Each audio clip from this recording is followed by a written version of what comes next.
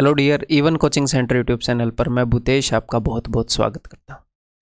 सबसे पहले तो आपको बधाई हो कि आपने एसएससी सीजीएल टियर 1 निकाल लिया है, क्योंकि मोस्ट प्रोबेबली उसको क्लियर करने के बाद ही आप ये वीडियो देख रहे होंगे। इस वीडियो के अंदर चाहे आपके कट ऑफ के बिल्कुल पास मार्क्स आए हों या आपके कट ऑफ से काफ़ी दूर काफ़ी अच्छे मार्क्स आए हों, तो इस वीडियो के अंदर जो मैं आपको बताऊँगा वो दोनों सिनेरियो में आपके लिए बहुत हेल्पफुल रहेगा और एक हिसाब से आपके लिए सुनना ज़रूरी भी है।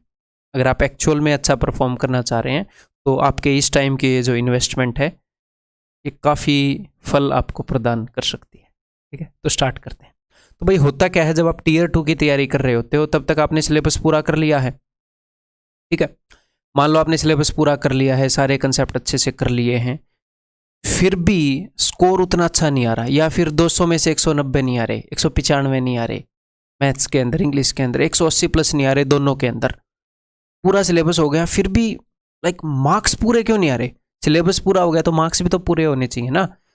क्वेश्चन आपको आते हैं बट फिर भी आप एग्जाम में नहीं कर पा रहे, बाद में आप उनको कर दे रहे हो, तो किस चीज़ की कमी है? ये मार्क्स कैसे बढ़ेंगे? वो सारी चीज़ें मैं आपको बताऊंगा। तो जो भी आप कर रहे हैं वो भी आप करते रहें, और मैं आपको काफ़ी सारी काम की चीज़ें बताऊंगा, बढ़िया बढ़िया। वो चीज़ जितनी भी आप अपनी तैयारी के अंदर इंक्लूड कर लेंगे, अगर कोई गलत काम कर रहे हैं वो भी आपको पता चल जाएगा, वो हटा देंगे, देन आपको विद इन ए वीक और 2 इम्पैक्ट दिखने लग जाएगा अपने स्कोर पर। मेनली तो हमने ये बूस्ट करना है ना। तो अगर एंड के 2 महीने बचे हैं, जैसे कि फिलहाल बचे हैं, या एंड का 1 महीना बचा हो, मतलब कि 1 महीने 2 महीने इतने के लगभग का अगर टाइम बचा हो टियर 2 में, तो क्या क्या हमको करना चाहिए वो हम इसके अंदर देखेंगे। ठीक है, क्या क्या हमें, अगर इनमें से एक भी चीज छूटेगी तो हमें नुकसान होगा। ठीक है, तो लेट्स बिगिन। तो भाई दोनों सब्जेक्ट के ऊपर बात करेंगे, इंग्लिश के ऊपर भी मैथ्स के ऊपर भी डिटेल में बात करेंगे। देखिए, तो भाई सबसे पहला फैक्टर है कि मैथ्स के जो भी कंसेप्ट हैं वो कुछ ना कुछ लिमिटेड है ना, कुछ ना कुछ लिमिटेड कंसेप्ट है। 50, 100, 70, 150, 200 इनफाइनाइट तो नहीं है, कुछ ना कुछ लिमिटेड है। तो अगर हम ऐसा कुछ करें कि हम रोज जितना भी हमारा सिलेबस है, जितने भी हमारे कंसेप्ट्स हैं, उन सभी को अगर हम रोज रिवाइज कर पाएं, या फिर एटलीस्ट 2 दिन में एक बार हम उनको रिवाइज कर पाएं, तो क्या होगा? एग्जाम के अंदर जब आपके सामने क्वेश्चन आता है तो 2 तरीके का वहां पर टाइम लगता है। मान लो आपके सामने क्वेश्चन है,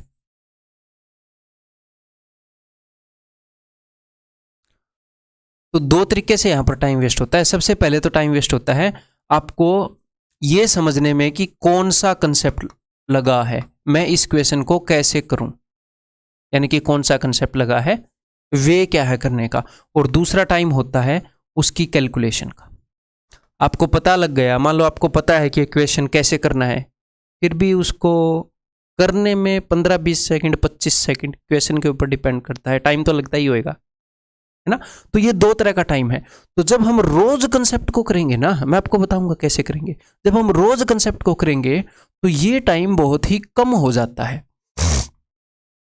क्वेश्चन के पढ़ते ही मैक्सिमम क्वेश्चन का हमें पता लग जाएगा कि ये वहां से आया है, मैक्सिमम। ये टाइम बच्चों को दिखता नहीं है, बच्चों को लगता है मैं कैलकुलेशन को इंप्रूव कर लूं, कैलकुलेशन की बहुत तेज स्पीड भी कर ली तो भी उतना टाइम नहीं बचा सकते आप जितना आप यहां पर बचा सकते हो। यहां पर बंदे 30-30 सेकंड 35-35 सेकंड 1-1 मिनट सोचते रहते हैं, उनको स्ट्राइक नहीं होता, और स्ट्राइक होने को 5 सेकंड में दिख जाएगी, ये कंसेप्ट है। तो यहां पर बहुत ज्यादा टाइम बचाया जा सकता है। तो ये टाइम कब बचेगा? ये टाइम तब बचेगा जब जो कंसेप्ट्स हैं उनमें से हम बहुत बार निकले हुए हैं, बार बार उस कंसेप्ट की शक्ल देखी है, रोज हम उस कंसेप्ट को सोच रहे हैं, तो ये टाइम बच जाता है। आपको डायरेक्टली पता लग जाता है मैक्सिमम क्वेश्चंस का, ये इस कंसेप्ट से आए हैं। ठीक है, अब कैलकुलेशन, कैलकुलेशन कि भाई कैलकुलेशन फास्ट कैसे होगी, कैलकुलेशन दूर होगी प्रैक्टिस से, प्रैक्टिस कैसे होगी मॉक टेस्ट से, उस चीज के ऊपर भी आएंगे। ठीक है, तो हमने करना क्या है भाई साहब, हमने जैसे अगर मैं एग्जाम्पल लूँ एलजेब्रा का, तो जो एलजेब्रा का चैप्टर है हमने उसके नोट्स बनाने। कैसे? जैसे सबसे पहले हमने सिर्फ उसके नोट्स बनाने हैं, किसके?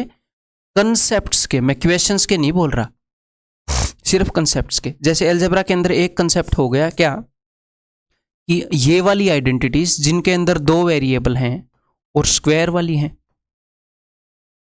और इसके अंदर जो क्वेश्चंस आते हैं वो किस किस तरह के आते हैं। कभी कभी इनके सम वाली आइडेंटिटी यूज होती है, कभी कभी इनके डिफरेंस वाली आइडेंटिटी यूज होती है। कभी कभी क्या होता है कि कंप्लीटिंग द स्क्वायर आ जाता है। तो ये एक कंसेप्ट हो गया है पूरा, एक कंसेप्ट के कई रूप हो गए। फिर दूसरा कंसेप्ट क्या हो गया, दूसरा कंसेप्ट मान लो इससे अगली वाली आइडेंटिटी हो गई, या फिर इसी आइडेंटिटी से बनी हुई एक आइडेंटिटी हो गई। फिर एक तीसरा कंसेप्ट आ गया, इसके ऊपर कुछ क्वेश्चन आते हैं, तो इसको हम देखेंगे कि इसके अंदर किस किस तरह के क्वेश्चन आते हैं। हम ये निकाल सकते हैं, ये निकाल सकते हैं। अभी मैं बहुत डीप में आपको अलजेब्रा नहीं पढ़ाना चाह रहा, ऊपर ऊपर से बता रहा हूं। तो है क्या, अलजेब्रा के अगर हम सारे कंसेप्ट देखेंगे तो भाई साहब 10-12 कंसेप्ट बनते हैं बस।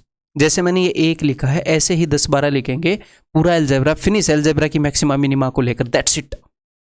अगर आप अच्छे से ये प्लान कर सकते हैं तो उससे बाहर अलजेब्रा की औकात नहीं है। सबसे ज्यादा कंसेप्ट अगर किसी टॉपिक के अंदर है तो वो प्लेन ज्योमेट्री है, प्लेन ज्योमेट्री के अंदर, ठीक है।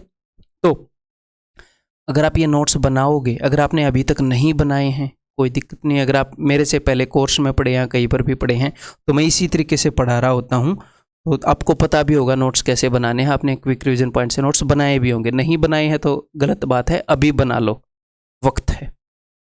ये नोट्स बनाने में आपको ज़्यादा से ज़्यादा 3 to 4 डेज लगेंगे पूरे मैथ्स के नोट्स बनाने में।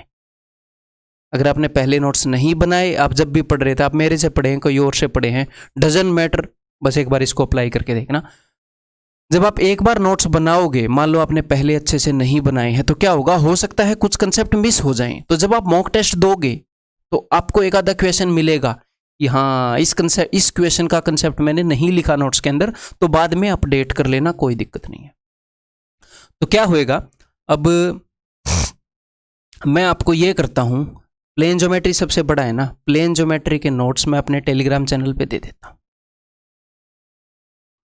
जो टेलीग्राम चैनल है उसके ऊपर प्लेन ज्योमेट्री के, मैं क्यों बोल रहा हूँ प्लेन ज्योमेट्री के, मैं इसलिए बोल रहा हूँ, मतलब मैं जैसे लिख के रखता हूँ ना एक नोटबुक के अंदर प्लेन ज्योमेट्री, पहले तो मैं नहीं लिख के रखता था, अभी मैंने लिखे हैं, तो मैं जैसे लिख के रखता हूँ उसकी PDF बनवा के टीम से मैं आपको प्लेन ज्योमेट्री के नोट्स अपने E1 कोचिंग सेंटर के टेलीग्राम चैनल पर दे दूंगा, जिसका लिंक इस वीडियो के डिस्क्रिप्शन में है।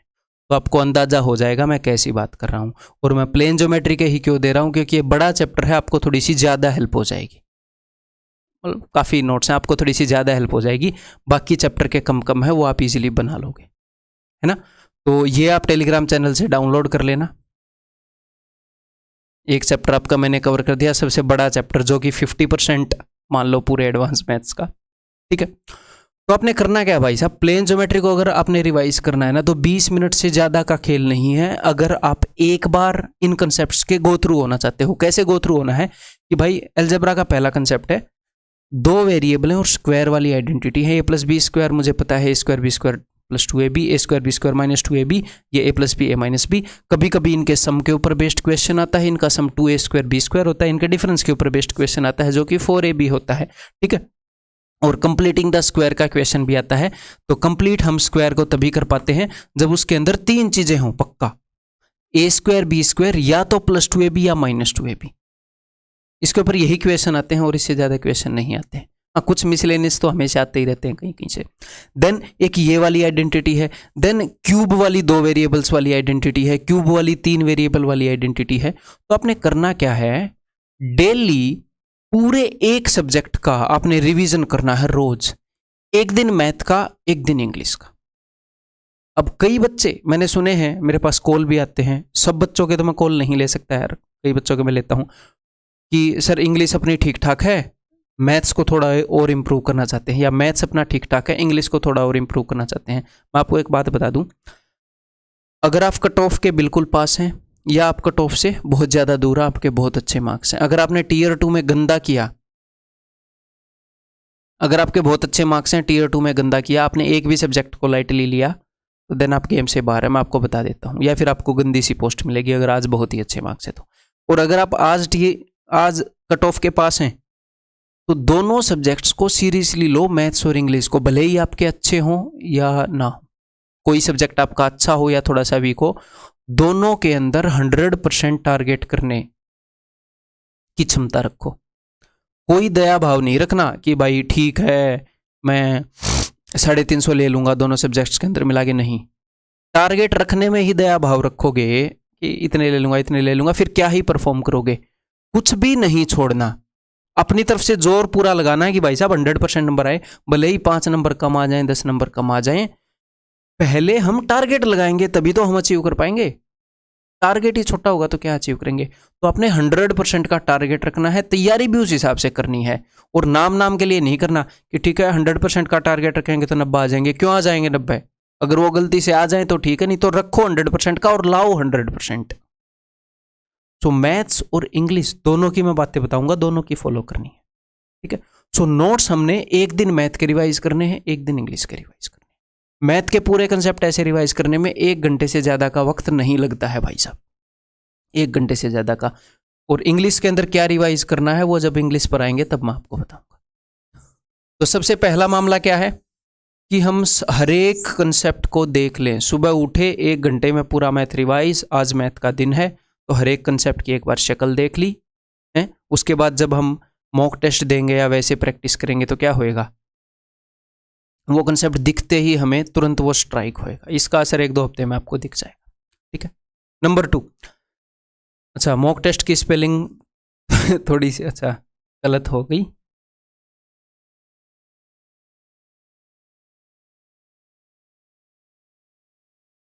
हाँ जी, नंबर 2, जब बच्चे मॉक टेस्ट देते हैं तो वो एक गलती करते हैं। वो करते क्या है, वो ऐसे देखते हैं कि मेरे पास 2 घंटे हैं और मेरे पास 200 क्वेश्चन हैं।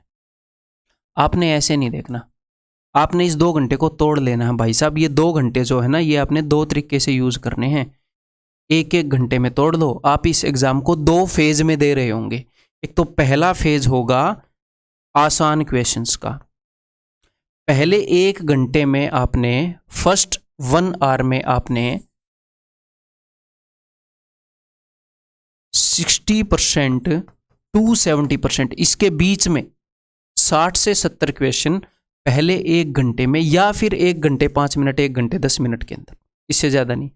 आपने अगर ये अटेम्प्ट नहीं किए और साथ में आपको 100 सवाल रीड करने हैं, 100 सवाल पढ़ने हैं, मतलब मैं कह क्या रहा हूँ, आपके सामने पेपर है, आपने पहला क्वेश्चन देखा, मुझे नहीं आया, छोड़ दिया। दूसरा नहीं आया, छोड़ दिया। तीसरा हाँ मुझे आता है, मैं इजीली कर सकता हूँ, कर लिया। चौथा आता है कर सकता हूँ। तीसरा आता है कर सकता हूँ, कर दिया। तो पहले 1 घंटे के अंदर 100 क्वेश्चन है तो 60 to 70%, यानी कि पहले 1 घंटे के अंदर या 1 घंटे 10 मिनट के अंदर 60 से 70 क्वेश्चन होने चाहिए अगर आपको एक्चुअल में अच्छा स्कोर करना है। अगर आप ये अचीव नहीं कर पा रहे, कई लोग इसको तो अचीव नहीं कर पाएंगे पहले 1 घंटे में 60-70 क्वेश्चन है, और टफ क्वेश्चन के पीछे पड़े रहेंगे। भाई टफ क्वेश्चन जो हैं वो टाइम टेकिंग क्वेश्चन है, वो टाइम लेंगे। पहली बार किसी क्वेश्चन को एग्जाम में देखोगे तो टाइम लेगा, पक्का लेगा। मैं करूंगा, मेरे से भी टाइम लेते हैं, ठीक है। कोई भी टीचर है उससे टाइम लेते हैं, मैं ही नहीं, किसी से भी। पहली बार किसी क्वेश्चन को देख रहे हैं और वो थोड़ा सा ट्रिकी है तो वो टाइम लेता है, वो उससे ज्यादा टाइम लेता है जितना एसएससी में पर क्वेश्चन का टाइम मिलता है, ठीक है। तो वो टाइम कहां से निकालेंगे, वो टाइम निकालेंगे जब हम पहले 1 घंटे में 60-70 क्वेश्चन कर पा रहे हैं। तो जब बच्चों के अच्छे मार्क्स नहीं आ रहे हैं तो वो टफ क्वेश्चन के पीछे भागते हैं। नहीं, कहीं पहले घंटे में तो दिक्कत नहीं, क्या पता पहले घंटे में आप 50 कर पा रहे हो तो आपसे आसान तो हैंडल नहीं हो रहे। टफ के पीछे काहे भाग रहे हो, पहले तो आसान को हैंडल करो। तो आपका टारगेट, आपको पेपर 2 फेज में देना है मैथ का, वही मैथ्स का मॉक टेस्ट। पहले 1 घंटे के अंदर 60 से 70 क्वेश्चन अगर आपके बन पा रहे हैं, कैसे बनने चाहिए, जब आपने पूरे 100 पढ़ लिए उनमें से 60 से 70 छांटने हैं। अगर आप 40 ही छांट पाए मतलब आपका पहला फेज खराब है, उसको इंप्रूव करो, यहां पर गड़बड़ है। अगर आपने ये अचीव कर लिया, फिर जो रिमेनिंग 30 से 40 के बीच में जो क्वेश्चन बचे हैं, फिर उनमें से जो रिलेटिवली इजी है वो पहले करने हैं, जो रिलेटिवली टफ हैं वो बाद में करने हैं। तब हमें पता लगेगा कि कंसेप्ट में दिक्कत है भाई साहब, या आसान क्वेश्चन को ही हम ज़्यादा देर में कर पा रहे हैं, हम अपने टाइम को मैनेज नहीं कर पा रहे। अगर इस चीज़ के ऊपर काफ़ी डिटेल्ड वीडियो चाहिए तो इस वीडियो के डिस्क्रिप्शन में लिंक दे दूंगा, मॉक टेस्ट की स्ट्रेटजी के बारे में, वो आप देख सकते हो, मैंने पहले अपलोड किया। तो मॉक टेस्ट देना है और साथ में उसको एनालाइज करना है। एनालाइज अब हम किसको करेंगे बाद में, हम एनालाइज करेंगे कि पहले 1 घंटे में, जैसे ही 1 घंटा हो आपका, आपने लिख लेने हैं कि इतने क्वेश्चन हो गए, ठीक है। बेशक से गिन लेना, 2 मिनट लग जाएंगे, क्या ही दिक्कत है, गिन लेना। आज के दिन हम पेपर नहीं दे रहे हैं, आज के दिन हम देख रहे हैं कि हम ठीक परफॉर्म कर रहे हैं कि नहीं। तो 2 मिनट इन्वेस्ट करके अपने 2 घंटे की गिन लेना, ठीक है। तो हमने देखना है 1 घंटे में कितने क्वेश्चन हुए, एनालाइज के अंदर। फिर जो सेकंड आवर में हमने क्वेश्चंस किए, कौन कौन से क्वेश्चन थे जो हम इजीली कर सकते थे, जो हमने भाई पहले 1 घंटे में करने के थे हमने छोड़ दिए, या कोई अगर आपने डिफिकल्ट क्वेश्चन छोड़ दिया, आपसे हुआ ही नहीं, वो क्यों नहीं हुआ, कंसेप्ट की कमी के कारण नहीं हुआ, या आपको उस वक्त कोई चीज़ स्ट्राइक नहीं की, वट आप उसको एनालाइज करोगे और वहाँ पर जो गलतियाँ हुई हैं अगले मॉक टेस्ट के अंदर वो कोशिश करोगे आप ना दोहराओ, कम गलतियाँ दोहराओ। ठीक है। द नेक्स्ट चीज़ है कि लेटेस्ट एग्जाम्स के अंदर जो क्वेश्चंस पूछे गए हैं फिलहाल 2021 के अंदर या पिछले साल के अंदर, वो आपको लास्ट 2 या 3 साल के क्वेश्चंस आपको करने चाहिए।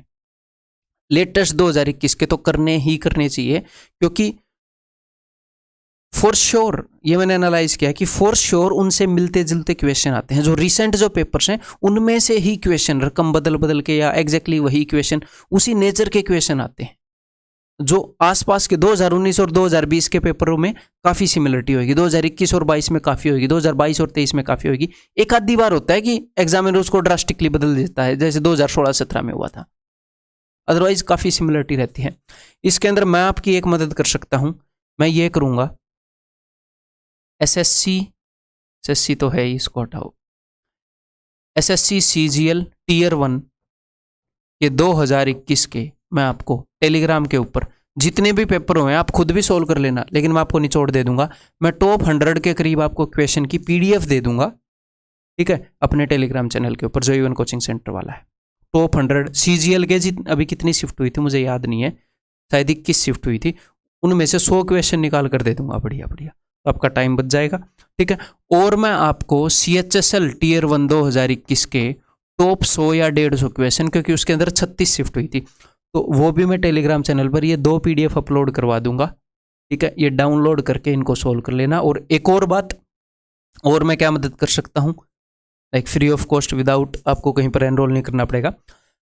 हम डेली लाइव प्रैक्टिस करते हैं मैथ की, अगर आपको नहीं पता हो तो इवन कोचिंग सेंटर चैनल पर, वहाँ पर मैं लास्ट 3 ईयर्स के जो टीयर 2 के पेपर्स हैं, लास्ट 3 साल के, लास्ट 3 साल का मतलब क्या है, 2017 के, 2018 के, 2019 के, 2020 का तो हुआ नहीं है, उसके टीयर 2 पेपर्स के बढ़िया बढ़िया क्वेश्चन मैं प्रैक्टिस करवाऊंगा उस लाइव सेशन में। ठीक है, परसों से, यानी कि आज क्या तारीख है, आज 29 है, 30 1 दिसंबर से। ठीक है, ऑल्टरनेट डे पर जो बढ़िया बढ़िया क्वेश्चन वो करवाऊंगा और उनकी PDF अपने टेलीग्राम चैनल पर दे दूंगा। तो आप कर क्या सकते हो भाई साहब, उसको लाइव देखो मत देखो कोई दिक्कत नहीं है, मैं नहीं बोलूंगा आप लाइव देखो, ऑनेस्टली आप करो क्या, जब उसकी PDF टेलीग्राम चैनल में अपलोड हो उस PDF को सोल्व कर लो। ठीक है, लाइव देखने में टाइम आपका लगेगा। टीयर 1 की तैयारी कर रहे हैं तो जरूर लाइव देखो। ठीक है, next our must watch playlist. Must watch playlist का मतलब क्या है, अपनी टीयर 2 सीरीज की एक प्लेलिस्ट है, उसका लिंक मैं इस वीडियो के डिस्क्रिप्शन में दे दूंगा। टीयर 2 सीरीज यानी कि 2011 से लेकर 2018 तक के जितने भी टीयर 2 के क्वेश्चन थे वो सारे मैंने चैप्टर वाइज सोल्व करवा रखे हैं, बहुत ही अच्छे तरीके से अरेंज करके। कुछ टॉपिक्स बचते हैं, जैसे टाइम एंड डिस्टेंस बच गया, एवरेज बच गया, वो टॉपिक्स मैं अभी करवाऊंगा। मैंने टीयर 2 के बच्चों को ये बोला था कि भाई आपको टॉप 200 दूंगा, लेकिन इसमें मुझे ये पता है कि एग्जाम तक सारे टॉपिक नहीं हो पाएंगे, तो इस टीयर 2 सीरीज के अंदर जो भी टॉपिक बचे हैं उनकी वीडियो मैं आपको दूंगा, अभी टाइम रहते दे दूंगा। वो पहले उनको हम देखेंगे कि जो बचे हैं एटलीस्ट वो मैं आपको दे दूं, और आपने अगर एक बार ये वीडियोस देख ली हैं तो फिर देख लो, कोई दिक्कत नहीं है। ठीक है, नहीं देखिए फिर तो देख लो। नेक्स्ट चीज़ है भाई इंग्लिश। तो इंग्लिश के अंदर जो कंसेप्ट्स हैं, कंसेप्ट्स क्या होते हैं इंग्लिश के अंदर, कंसेप्ट्स होते हैं ग्रामर, ग्रामर जो रूल्स होते हैं एरर फाइंड आउट करने वाले, उस ग्रामर से ही वो रूल बनते हैं। ग्रामर जहाँ जहाँ पर भी यूज़ होगी, तो जो ग्रामर के रूल्स हैं, इसके बाद ये आता है, उसके बाद वो आता है, वही हर जगह यूज़ हो रहे होते हैं। तो आपने करना क्या है भाई साहब, उनको डेली रिवाइज करना है पूरी ग्रामर को। अब आप बोलोगे सर कैसे रिवाइज करेंगे, नाउन के अंदर कुछ ना कुछ रूल होंगे, 10 15 20, कोई फाइनाइट नंबर ऑफ रूल्स है, या तो आपने नोट्स बना रखे होंगे, अगर आपने किसी टीचर से किया और आपने नोट्स बनाए हैं बहुत अच्छी बात है, या फिर आपने किसी बुक से किया होगा, जैसे SP बख्शी बुक होगी, प्लिंटू पैरामाउंट बुक होगी, तो उन बुक्स के अंदर भी रूल वाइज गिवन है। तो देखो नाउन का ये रूल है, हाँ हाँ, मतलब एक बार उसको थोड़ा सा समझना है, ऊपर से नहीं निकलना है, एक बार उसको थोड़ा सा फील करना है कि प्लूरल में एस नहीं आता है, सिंगुलर में आता, एक वर्ब के बाद थोड़ा सा फील करना है। तो पूरी ग्रामर को आप 1 घंटे में रिवाइज कर लोगे। तो एक दिन मैथ को रिवाइज करना है, एक दिन इंग्लिश की ग्रामर को पूरी को रिवाइज करना है। 1 घंटा लगेगा इसके कारण, इसके अंदर हो सकता है शुरुआत में 2 घंटे लग जाए, वो धीरे धीरे कम हो जाएगा, ठीक है। देन डेली आपकी वोकैब की कंजप्शन होनी चाहिए, चाहे 50 वर्ड की या 100 वर्ड की। सर ये हम कैसे करेंगे, कहाँ से करेंगे, कौन से वर्ड की करेंगे? बेस्ट चीज बताऊंगा आपको, आपने ऐसे लिख लेते हैं, previous year questions chapter wise. Kiran की बुक ले लो अगर नहीं ली है, ठीक है। किरण की बुक आती है जिसके अंदर क्या होता है कि एरर्स एक तरफ दे रखे होते हैं, क्लोज टेस्ट इकट्ठे दे रहे होते हैं, एंटोनिम सिनोनिम एक चैप्टर में दे रखे होते हैं, इडियम फ्रेजेस एक चैप्टर में दे रखे होते हैं, सारे इकट्ठे करके प्रीवियस ईयर पेपर्स के, ठीक है। तो करना क्या है, मान लो यहां पर वन वर्ड सब्स्टिट्यूशन है, यहां पर इडियम्स एंड फ्रेजेस हैं, यहां पर एंटोनिम्स हैं और सिनोनिम्स हैं। तो आपने करना क्या है, जैसे वन वर्ड सब्स्टिट्यूशन खोल ले और आज 50 कर लिए, बाकी को अभी छोड़ दो, आपने अभी तक कुछ ना कुछ तो वो कैब की ही होगी। फिर अगले दिन आपने वन वर्ड सब्स्टिट्यूशन खोल ले, पुराने 50 कर लिए, अगले 50 भी कर लिए। उनको अच्छे से समझना है, लगभग आधा घंटा लगता है, बहुत ज़्यादा टाइम नहीं लगता। और अगर कहीं पर वन वर्ड सब्स्टिट्यूशन के जो ऑप्शंस हैं, अगर आपको लग रहा है ये रिलेवेंट है, तो उसका मीनिंग भी देखना है, कहीं पर लिखना नहीं है, सिर्फ देख लो, माइंड में स्टोर कर लो। अगर कहीं पर कोई डाउट आए तो एक वेबसाइट है vocabulary.com, इसके ऊपर सर्च करना है, मीनिंग ये अपने आप आपको रटवा देगी। vocabulary.com काफ़ी बढ़िया वोकैब सीखने के लिए वेबसाइट है, ठीक है। तो पहले वन वर्ड सब्स्टिट्यूशन खत्म हो जाएंगे। अगर आपको 50 की बजाय 100 करने हैं तो 100 करो, अपनी कैपेसिटी है। फिर ईडियम फ्रेजेस पर लग जाओ, फिर सारे एंटोनिम्स पर लग जाओ, जो आपको आते हैं पहले खुद आंसर करने की कोशिश करो। अगर किसी वर्ड में कोई दिक्कत है तो vocabulary.com पर देखो, फिर सिनोनिम पर लगो। अभी भी एग्जाम पास नहीं आया, मान लो आपने ये 1 महीने में निपटा दिए, फिर से लग जाओ, अगली बार आप 15 दिन में निपटा दोगे, फिर से लग जाओ, अगली बार आप 1 हफ्ते में निपटा दोगे, हो सकता है एक दिन में आप 200 देख लो। तो ये जो प्रीवियस ईयर वोकैब है ना भाई साहब, इसको पूरा घोट के पी जाओ। अभी सिर्फ इसी की कंजप्शन करो, मैं आपको बोलूंगा सिर्फ इसी की। अब इसके बाहर कंजप्शन मेरे हिसाब से तो मत करो, इसी को पी जाओ, अगर आपने ये बिल्कुल अपने कंट्रोल में नहीं की है तो, ठीक है। नेक्स्ट, जो इंग्लिश का मॉक टेस्ट है, इंग्लिश के मॉक टेस्ट में मेरे को नहीं लगता कि किसी भाई को टाइम की दिक्कत होती होगी। अगर किसी को टाइम की दिक्कत होती है कि भी टाइम कम पड़ जाता है, तो सिंपल सी स्ट्रेटजी है, 3 राउंड में हम जैसे मैथ को करते हैं ऐसे ही 3 राउंड में इंग्लिश को करेंगे। तो सबसे पहले राउंड में हम कैसी चीज़ करेंगे, पहले राउंड को छोड़ो, मैं तीसरे राउंड में बता देता हूँ। तीसरे राउंड में हम कैसी चीज़ करेंगे, जैसे पैसेज है, जैसे जम्बल्ड है, मतलब जिन चीज़ों में भी सोचना पड़े ना वो बाद में करो, पहले ऐसी चीज़ कर लो जिसमें बहुत ज़्यादा सोचना ना पड़े, जो आपको डायरेक्टली पता है कि आती है या नहीं आती है। इसके अंदर एरर्स भी हो सकते हैं, फिल इन द ब्लैंक्स भी हो सकते हैं, कुछ भी। जिस चीज़ में थोड़ा सा सोचना पड़े, थोड़ा सा ज़्यादा टाइम इन्वेस्ट करना पड़े, उसको थोड़ा सा बाद में करो। पहले ऐसे ऐसे क्वेश्चंस को निपटा दो, पहले 1 घंटे के अंदर, 1.25 घंटे के अंदर सारे क्वेश्चन ऐसे ऐसे निपट जाएंगे। फिर जिनके अंदर सोचना पड़े उनको बाद में कर लो। क्यों? क्योंकि एक क्वेश्चन के एक ही मार्क है, बराबर मार्क है ना। तो जो क्वेश्चन हमें कम टाइम खर्च करके मिल जा रहे हैं, जो नंबर, वो हम ज़्यादा टाइम खर्च करके क्यों ले, हम बाद में लेंगे। पहले सस्ती चीज़ खरीदें, कम टाइम ही है अपने एग्जाम के अंदर जो हम खर्च कर रहे हैं, तो टाइम देकर हम नंबर ले रहे हैं। तो कम टाइम देकर अगर नंबर मिल रहा है तो कम टाइम देकर नंबर लेंगे, हैं भाई। समझदार बंदे की तो यही बात है। तो वो स्ट्रेटेजी लगाओ। मेरे ख्याल इंग्लिश के अंदर आपको टाइम की कमी नहीं पड़ती होगी, बस इंग्लिश में कमी पड़ती है तो ये कि आप लोग तुक्का मार देते हो। कई बच्चे बोलते हैं सर मुझे इसका मीनिंग ये लग रहा था, लगता कैसे है भाई? लाइक मैं आपसे पूछूं चेकोस्लोवाकिया का प्रेसिडेंट कैसे है, तो आपको लग कैसे जाता है? बिना ऑप्शन दिए क्यों नहीं लगता आपको? ऑप्शन देख के लग जाता है कि यही होगा। तो ये तुक्का मारने की बीमारी काफी प्रीवेलेंट है इंग्लिश के अंदर। तो आज जब आप मॉक टेस्ट दोगे तो प्लीज विदाउट तुक्का मॉक टेस्ट दो, आपको एक्चुअल पता चलेगा कि आपकी इंग्लिश कैसी है। और एग्जाम में भी तुक्के मत मारो। जब आप पूरे एग्जाम को विदाउट तुक्का कर लो, कभी कभी हमें एजुकेटेड गैस लेना पड़ता है, एक आधे एजुकेटेड गैस हम ले सकते हैं, 2 में से एक ऑप्शन पिक करना है, या फिर हमें एक्चुअल में पता है कि इसके होने के ज़्यादा चांसेस हैं, हमने पढ़ा था शायद हम भूल गए। ऐसे हवा से नहीं लगना चाहिए कि वो कैब का वो वर्ड पढ़ा भी नहीं है, बस लग रहा है, उस वर्ड की शक्ल देखकर टिक करके आ गए हैं। गारगंचवन शायद गाना गाने से रिलेटेड होगा, ऐसे करके आ गए हैं। ठीक है, तो मैं कहना क्या चाह रहा हूं, यहां पर भी बिना तुक्के मारे अपने मार्क्स देखो, एग्जाम में भी बिना तुक्के मारे अटेम्प्ट करो, फिर बाद में देख लेना कितने क्वेश्चन बचे हैं, तुक्के मारने हैं नहीं मारने हैं, वो आपके ऊपर डिपेंड करता है।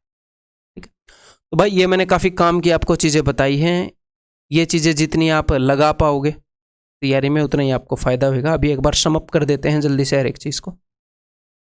तो 1 घंटे में सब्जेक्ट की रिवीजन हो जाएगी, एक दिन मैथ की रिवीजन होगी, एक दिन इंग्लिश की रिवीजन होगी। हो सकता है अभी 1 घंटे में ना हो, 2 घंटे में हो जाए। जैसे जैसे बार बार इस काम को करते रहोगे तो ये काम जल्दी होने लगेगा। 3 घंटे में आप मॉक टेस्ट दे पाओगे। आपने रोजाना मॉक टेस्ट देना है, एक दिन मैथ का दे दो, एक दिन इंग्लिश का दे दो, तो 4 घंटे आपके यहीं पर खर्च हो जाएंगे। अब आप बोलोगे सर 4 घंटे तो यहीं पर खर्च हो गए, तो भाई साहब आपके सपने भी तो छोटे मोटे हैं नहीं। आपको पोस्ट चाहिए बढ़िया है, इंस्पेक्टर पोस्ट चाहिए, तो एक बार अभी 2 महीने आपको जम के जोर लगाना पड़ेगा।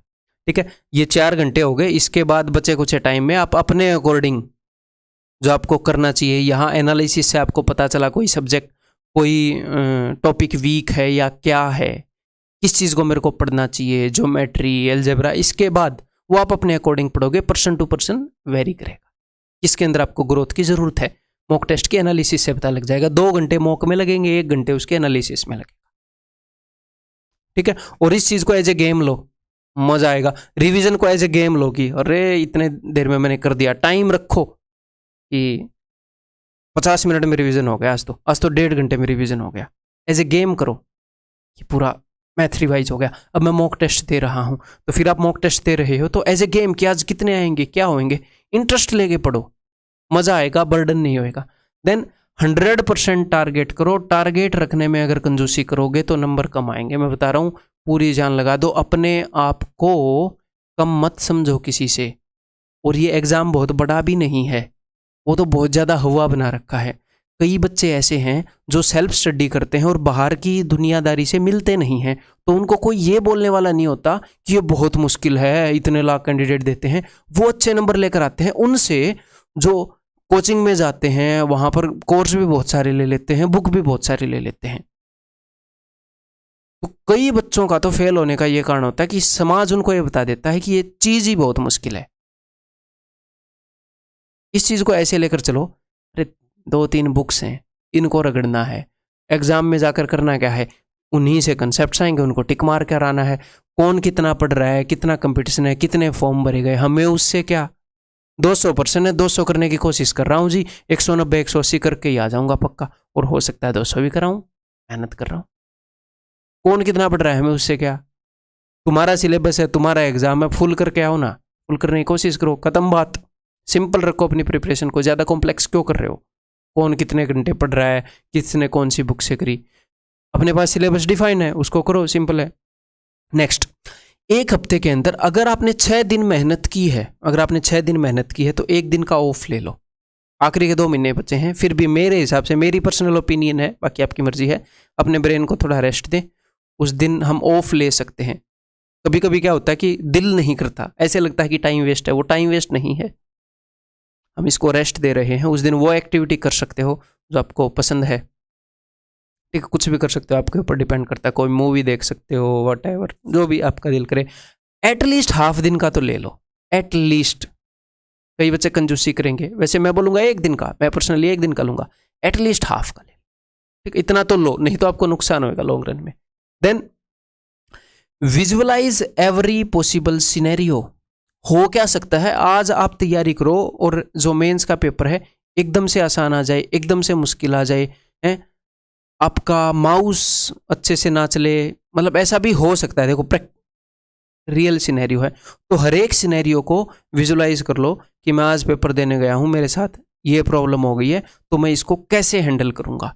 पेपर डिफिकल्ट आ गया है तो मैं क्या करूँगा, आज विजुअलाइज करो। अगर उस दिन मैं पेपर देने जा रहा हूँ, मैथ का पेपर डिफिकल्ट आ गया, तो मैं पैनिक नहीं होऊंगा, वो सबके लिए मुश्किल है, मैंने अच्छे से तैयारी की है, मैं अपनी स्ट्रेटजी पर रहूँगा, फालतू में टाइम वेस्ट नहीं करूँगा। पेपर बहुत ही आसान आ गया है, मैं अपनी स्ट्रेटजी पर रहूँगा, बहुत ज़्यादा हवा में नहीं आऊँगा कि सारे मुझे आते हैं वो सबको आ रहे होंगे। माउस खराब हो गया तो मैं कैसे करूँगा, मैं पैनिक नहीं हो जाऊँगा, मेरे 5 मिनट खराब हो गए, उससे पेपर खराब हो जाता है। जो चीज़ खराब हो गई वो तो हो गई, उसको मैं अच्छे से सोल्व करने की कोशिश करूँगा, उस प्रॉब्लम को, मतलब अपनी तरफ से बेस्ट हम करेंगे, जो भी अपने पास सिनेरियो होएगा। समझ में आ गई बात। लास्ट में अपने ऊपर ये भरोसा रखो कि भाई साहब आप कर सकते हो, कोई बहुत बड़ी बात नहीं है, एक एग्ज़ाम है, हर साल हज़ारों बंदे करते हैं, आप भी कर सकते हो। आपने अगले 2 महीने एफर्ट मारना है, बस अभी आपके हाथ में ये है, उसके ऊपर ध्यान रखो, बस just 1 step at A time. आज आपने सिर्फ आज के बारे में सोचना है, उस दिन के बारे में नहीं सोचना है। और आज फिलहाल इस वक्त आपके हाथ में जो टास्क है उसके बारे में सोचना है कि फिलहाल मैंने मॉक टेस्ट देना है, क्या मैं पास होऊंगा नहीं होऊंगा, भाड़ में गया मैं पास होऊंगा नहीं होऊंगा, फिलहाल मॉक टेस्ट देना है, वो दे लूं, अच्छे से दे लूं, पूरा फोकस करके। तो एक दिन में एक दिन के बारे में सोचो, बार बार आपके दिमाग में आएगा, उस दिन क्या होगा उनको हटाने की कोशिश, फोकस से हटाने की कोशिश करो। फोकस एक टाइम पर एक जगह रखो अपना, आज के टाइम, आज जो टास्क कर रहे हो उसको अच्छे से करते जाओ, छोटी छोटी छोटी छोटी टास्क करोगे, देन उस दिन आप बढ़िया करोगे। And let's meet after the victory. यही उम्मीद है कि ज़बरदस्त परफॉर्म करो, दिखा दो खुद को, दिखा दो दुनिया को नहीं, दिखा दो खुद को कि मैं किस चीज़ से बना हूँ, और अब की बार बस आग लगा दो। जीत के बाद ही मिलते हैं फिर, मज़े आएंगे अब की बार, बस तबाही मचा दो। मेरे को ये बात पता है कि ये बात मैं हज़ारों स्टूडेंट से नहीं कर रहा, मैं उस एक बंदे से कर रहा हूँ जो इस बार एक्चुअल में क्लियर करना चाह रहा है, जो इस बार वेट कर रहा था कि एक बार पेपर आए तो खा जाऊंगा मैं। तो आप वो बंदे बनो कि बस अब की बार मैं और पेपर, खतरनाक जंग होगी, तबाही मचा के आएंगे। देखते हैं, ऐसे गिनने पड़ेंगे कि कौन से क्वेश्चन मेरे को नहीं आते, 2 नहीं आते या 3 नहीं आते, या ऐसे 0 ही नहीं आते, मेरे को सारे आते हैं। खा जाओ सिलेबस को, आप हो सिलेबस हो, कोई तीसरा नहीं है आपकी सक्सेस के बीच में, ठीक है। कंपटीशन को हटा दो, सिलेबस को 100% खाओगे, बाद में उसके बारे में सोचना, ठीक है। तो इस वीडियो के अंदर इतना ही। आपको ये वीडियो कैसी लगी ज़रूर मुझे कमेंट करके बताएं, मुझे बहुत अच्छा लगेगा कमेंट्स आपके पढ़ के, आपकी राय जान के। और सबसे ज़रूरी बात, तैयारी पर लग जाओ, प्लान करो, सिर्फ आज के ऊपर फोकस करो, ठीक है। एक आधी बार रूटीन टूट जाए तो खुद को माफ़ कर दो, कोई दिक्कत नहीं है, फिर से रूटीन के ऊपर बैक आ जाओ। बहुत ज़्यादा गिल्ट महसूस मत करो, बट बहुत ज़्यादा टाइम भी वेस्ट मत करो, ठीक है। जल्दी किसी ज़बरदस्त वीडियो के अंदर मिलते हैं, और सारी PDF टेलीग्राम चैनल से डाउनलोड कर लेना, जो भी मैं बता रहा हूँ अच्छे लगेंगे आपको। जो Tier 2 सीरीज़ है वो ज़रूर देखना। Bye bye, take care, love you all.